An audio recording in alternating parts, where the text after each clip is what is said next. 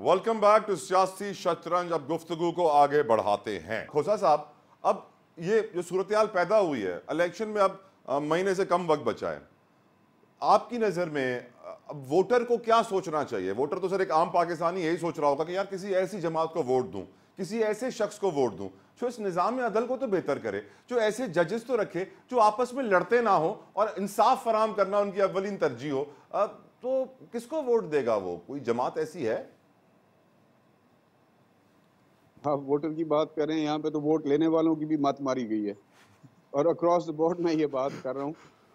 मैं किसी एक स्पेसिफिक पार्टी या किसी दो पार्टीज या तीन पार्टीज के बारे में बात नहीं कर रहा। यहाँ पे तो वोट मांगने वालों की भी मत मारी गई है, तो वोटर्स की तो उससे भी ज्यादा मत मारी गई है कि वो क्या करें। इतनी कंफ्यूजन और इतना अभाम क्रिएट कर दिया आपके माहौल के अंदर। और इस अभाव में इलेक्शन क्या कर लेगा सर? अगर इलेक्शन हो भी गए और कोई पीडीएम जैसा गुलदस्ता बन भी गया तो स्टेबिलिटी तो नहीं आएगी सर। अगर इलेक्शंस हुए, आज तक भी एक आम पाकिस्तानी के जहन में ये है कि इलेक्शंस नहीं होंगे। हम लोग फील्ड में हम लोग जा रहे हैं, कैंपेन कर रहे हैं। अजहर सिद्दीक साहब भी आई एम श्योर उन्होंने नॉमिनेशन दाखिल किए हैं, तो वो भी जरूर अपनी कैंपेन कर रहे होंगे। आज तक जो पहला सवाल हमसे वोटर पूछता है वो ये है कि जी क्या इलेक्शंस होंगे? तो वोटर की मत मारी गई है या नहीं मारी गई? आप क्या वोटर के बारे में बात करेंगे? आप क्या निज़ाम के बारे में बात करेंगे? और इसका कसूर आप जिसके जिम्मे डालें, जिसके जिम्मे डालें। यानी महमूद मौलवी साहब, अगर वोटर का हाल ये है, और मैं एग्री करता हूं खोसा साहब से, बिल्कुल यही सवाल हर कोई पूछता है, तो फिर यानी 8 फरवरी 2024 को उठ के सुबह हम एक दूसरे से पूछ रहे होंगे कि इलेक्शन आज है, आज वोट डालना है नहीं डालना है। इतनी अनसर्टिनिटी में सर, इतने अबहाम की सूरत हाल में इलेक्शन क्या फायदा देंगे महमूद मौलवी साहब? देखिए, मैं आपको कहूंगा, आप जो अगर मुझसे जो है क्लियर कट जवाब चाहते हैं तो मैं कहूंगा कि इस इलेक्शन का कोई फायदा नहीं भी। मैं तो कहूंगा फिर देखें ना, हालांकि मैं खुद इलेक्शन भी लड़ रहा हूँ, एक पॉलिटिकल पार्टी में भी हूँ, बट मेरा कहना यह है कि जो है डेमोक्रेसी जो है ना, at the moment we do not deserve democracy. We have to clear this mess first. पहले हमें ये मेस क्लियर करना पड़ेगा। देखिए, अगर ये ऐसे ही चलेगा तो फिर तो जो है मुल्क तरक्की कैसे करेगा? ये गरीब लोगों का क्या होगा? आप मुझे बताएं, आवाम का क्या होगा? हम महंगाई को कैसे कंट्रोल करेंगे? चीज़ों को कैसे कंट्रोल करेंगे? आप मुझे ये बताएं ना, एक गिलास बोतल लेके, हम चीज़ों को कंट्रोल कैसे करेंगे? आपने कहा वी डोंट डिजर्व डेमोक्रेसी, हम जमहूरियत के लायक नहीं। फिर हम किस चीज के लायक हैं?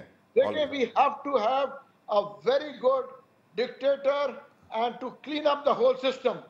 और कोई सोल्यूशन नहीं है, ये एक ही रास्ता, वाहिद रास्ता, एक वाहिद रास्ता है।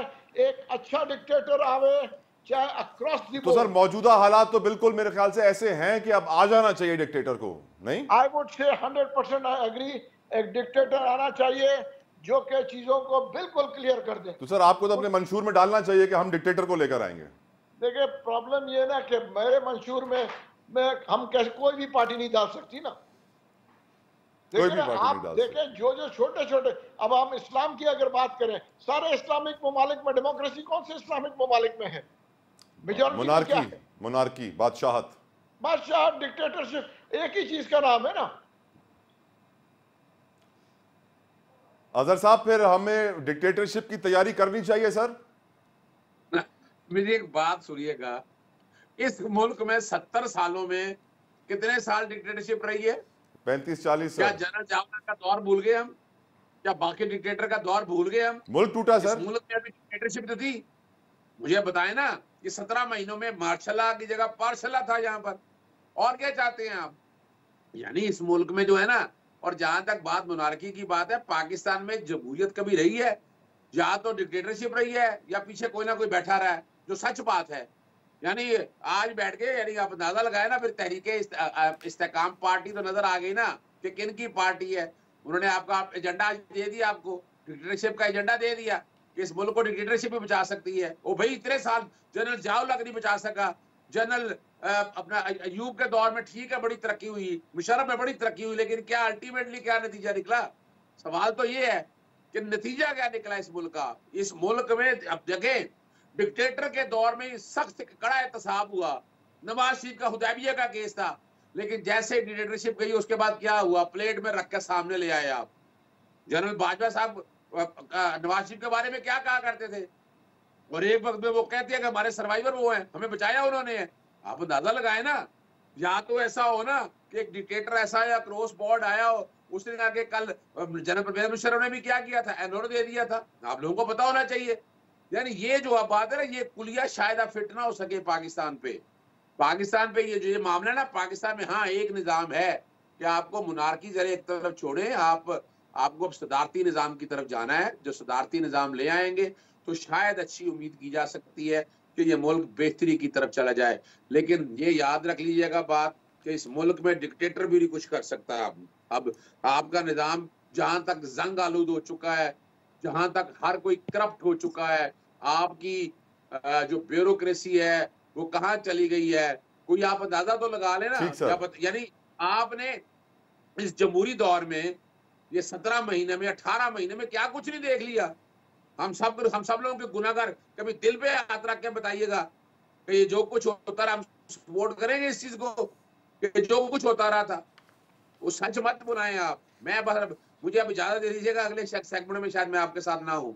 अजहर साहब आप ना होंगे तो फिर मज़ा नहीं आएगा सर। आप जान है हमारे शो की। मैं तो आपसे गुजारिश करूंगा कि 10 मिनट और मुझे बस दे दीजिए, शो अपने आखिरी हिस्से में। सरदार दोस्त मोहम्मद खोसा साहब, आपकी नज़र में जमहूरियत, बादशाहत, सदारती निज़ाम या डिक्टेटरशिप, क्या मेरे लिए बेहतर है? इसमें कोई दो राय नहीं है। जमहूरियत सर, जमहूरियत में तो हमारा ये हाल हो गया, आप कह रहे हैं कोई दो राय नहीं है सर। डिक्टेटरशिप में कौन से हमारे सर पे कुछ सुरखाब के पार आ गए थे? जैसे कुछ नया करते हैं ना। अब जमहूरियत और डिक्टेटरशिप तो फेल हो गई सर, बाकी ऑप्शन बचे हैं मुनारकी का और सदारती निजाम। नए कर करके तो यहाँ पे पहुंच गए जहाँ पे हम पहुंच गए हैं। ये जो तजर्बा 3.5 साल का था 2018 के बाद, और उसके बाद का जो एक तजर्बा था 1.5 साल का, इसने कौन से हमारे सर पे जो है वो सुरखाब के पार लगा सर? वो लेबोरेटरी में कुछ जानवर होते हैं जिनके ऊपर सिर्फ तजर्बे ही किए जाते हैं, क्या हम भी उनमें से ही हैं? लैब रैट्स तो नहीं बनना चाहिए ना, इसीलिए तो मैं कह रहा हूँ कि जमहूरियत हो, और इन द ट्रू सेंस जमहूरियत हो। Let the people decide, let the people decide who is right for them and who is good for them. Sir सारे सियासतदान कहते हैं 76 सालों में पीपल ने कभी डिसाइड नहीं किया, हमेशा जो है कंट्रोल इलेक्शन हुए हैं, तो अब कैसे पीपल डिसाइड कर लेंगे सर? ये तो अब लोगों ने सोचना है ना जी। देखिए, इसका तरीका एक ही है, मैं आपको बताऊं। गुजारिश ये, जब तक हम अपनी नेशनल और सोशल रिस्पांसिबिलिटीज नहीं समझेंगे, हर पाकिस्तानी यहाँ पे तो सिग्नल तोड़ना जो है हमारे लिए फखर की बात होती है। चैलेंजिंग, कचरा फेंकना सड़क पे, थूक फेंकना, पान की पीक मारना, किसी को गाली देना। इसी मिसाल दे रहा हूँ कि यहाँ पे ट्रैफिक सिग्नल को तोड़ना हम अपने लिए फखर की बात समझते हैं कि हमने लॉ को चैलेंज किया। जब इतनी छोटी सी बात पे भी हमें अपनी सोशल और नेशनल रिस्पांसिबिलिटीज का अंदाजा नहीं होगा, ये तो बहुत बड़ी बातें हैं जो आप कर रहे हैं। महमूद मौलवी साहब कुछ ऐड करना चाह रहे थे। मौलवी साहब, ओवर टू यू। देखिए, मैं कह रहा हूं कि अगर बिल्कुल ये मैं इनसे एग्री करता हूं कि भाई democracy is the best, but फिर ये निज़ाम होना चाहिए कि हम जो है डेमोक्रेसी में मिनिमम इलेक्शन में 80 to 85% वोट कास्ट होने चाहिए। ये 20% और 15% वोट कास्ट करके डेमोक्रेसी का यही हाल हुआ है। 85% मैंडेटरी होनी चाहिए। जिस हल्के में 80 से 85 नहीं हो, उन्होंने कहा जी उसको हटाएं, दोबारा इलेक्शन कराएं, फिर जाके एग्जैक्ट रिजल्ट्स मिलता है। आप 25% के ऊपर जीतने वाला 6% के ऊपर जीत जाता है। आप मुझे बताएं ना, 5 से 6%, अगर आप उसकी वर्किंग निकालेंगे वो 5% के ऊपर एमएनए बन जाता है। जो उधर के 5.5 लाख का अगर वोटर्स हैं, आप मुझे बताएं ना वो कितने के ऊपर बन रहा है। मैं खुद जो है, मैं आपको बताऊं, मैं बाई इलेक्शन में 5.5 लाख के उसमें था, मैं 22,000 के ऊपर एमएनए बना हूं। 5.5 लाख का 22%, 22,000 क्या होता है? 4.5%। अगर 4.5 और 5% पे एक आदमी एमएनए बनता है, तो उसके पास जो है, आप ये कैसे कह सकते हैं कि उसके पास मैंडेट है अवाम का? बहुत अच्छी बात कही आपने महमूद मौलवी साहब। मेरे नज़र में आज के इस पूरे प्रोग्राम में मोस्ट इंपॉर्टेंट बात महमूद मौलवी साहब आपने अभी कही है। अजहर सिद्दीक साहब, सेनेट में जो अरकान बैठे हैं वो करारदाद पेश कर सकते हैं, कानून साजी कर सकते हैं कि 85% वोटर टर्नआउट होगा तो ही उस इलेक्शन को माना जाएगा, वरना नहीं माना जाएगा। और जो शख्स वोट नहीं देगा उसके लिए ये जुर्माना होगा, ये सजा होगी। तो फिर हर शख्स निकलेगा, वोट देगा। ये तो बड़ी अच्छी तजवीज दी है महमूद मौलवी साहब ने। अजहर साहब, मुझे सिर्फ ये बताएं, आप क्या, आप कोई हमको की जन्नत में रहते हैं? हम लोग ओवरसीज पाकिस्तानी को तो राइट दे नहीं सके, मुझे सिर्फ इतना बताएं, ये कोई मुश्किल राइट था? वो इस डर और खौफ से नहीं दे सके कि वो सारा वोट इमरान खान का है। अगर आज उसको दे देते तो आप जो तादाद चाहते थे वो हो जाए। यानी हम ये थोड़ा कड़वा थोड़ा मीठा अब तो नहीं हो सकता। हम कहते तो हैं कि मुल्क में जमहूरियत चाहिए, लेकिन पीछे हमारे खींचने वाले कोई और है और बातें कुछ और लेकर चलते हैं। ये जो देख रहे हैं, ये देखने के लिए अच्छा है, अब गालिब दिल के बहलाने को ख्याल अच्छा है या ख्वाब अच्छा है, जो भी आप कहना चाहें इस बात को, लेकिन एक बात याद रखिएगा, सेनेट भी कुछ नहीं कर सकती। इसलिए वजह यह है कि सेनेट कानून साजी अकेली नहीं कर सकती है। तो नेशनल असेंबली पूरी होगी, फिर सेनेट आएगी। यहाँ ऑर्डिनेंस बन सकेगा, एक ऑर्डिनेंस सदर को इख्तियार है, लेकिन उस ऑर्डिनेंस का क्या, आपकी निगरान हुकूमतें तो आई हैं, वो तो खुद मुंह से कहते हैं कि हम 90 दिन के लिए आए नहीं। वो मोहसिन नकवी साहब ख्वाब देखी बैठे हैं कि जनाब, बल्कि वो प्लानिंग पूरी कर बैठे हैं कि जनाब मैं जो है निगरान वजीर आला पंजाब से निगरान वजीर आजम पाकिस्तान बनूं, और उसके लिए लॉबिंग भी पूरी उन्होंने कर ली हुई है। और अभी जो अब ये सारा कुछ हो रहा है, ये किस लिए हो रहा है? ये इलेक्शन को इल्तवा करने के लिए हो रहा है ना जी, कि इलेक्शन ना हो। और जैसे दोस्त मोहम्मद खोज साहब ने कहा, वो बात बड़ी जेन्युइन कही है, लेट द पीपल डिसाइडेड, कि वो लोग जो वोट डाले, जो बैलेट बॉक्स में डले वही निकले। लेकिन यहाँ नहीं हो रहा। यहाँ क्या है, नादरा कौन कंट्रोल कर रहा है? यहाँ इलेक्शन कमीशन कौन कंट्रोल कर रहा है? यहाँ ब्यूरोक्रेसी कौन कंट्रोल कर रहा है? यहाँ जो अदालत कौन कर रहा है, कौन कर रहा है? ये तो कोई डाउट नहीं, आपके सामने खोसा साहब ने भी बता दिया, और इसको किसी जगह सेकंड कर दिया हमारे महमूद मौलवी साहब ने भी ना।